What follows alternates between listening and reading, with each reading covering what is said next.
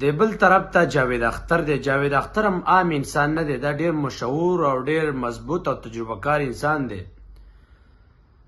80 سال عمر یې دی، لیکن د په ډرامو کې په فلمز کې د مشهور انسان دی.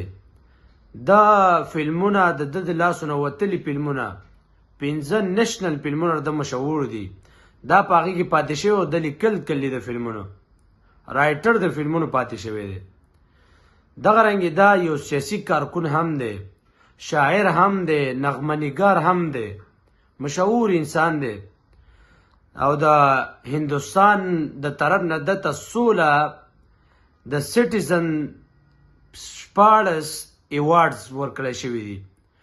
دوه په هغې کې مشهور ایوارډز دي. یو فدم شریف ته ویلی کېږي، د انډیا د سایډ نه 4 مشهور اعزازي شیلډز انسان ته میلاویږي. مشهور اعزازي شیلډونه 4 دي.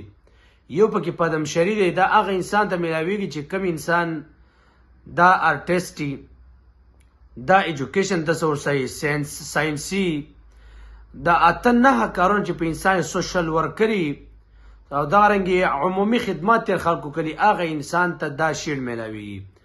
دا جاوید اختر ته پدم شری میلاو شوی دی. دویمو ته په دا تقریبا دا ته 1999 کې میلاو شوی. دویم په 2007 کې هم یو ورته پدم بهوشن دا یو اعزازي شیلډ دام ته میلاو شوی دی. 4 اعزازي لوی شیلډونه دا 2 ته میلاو شوی. دا هغه انسان دی.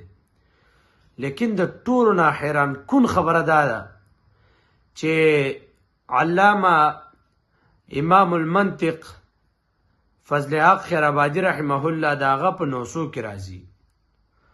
او اوس په ایتیزم په ایتیست کې 2 کسان داسې دي، یو غامدي یو جاوید اختر. دا په ایتیزم او په ایتیست کې نن سبا د لوی خلک دي.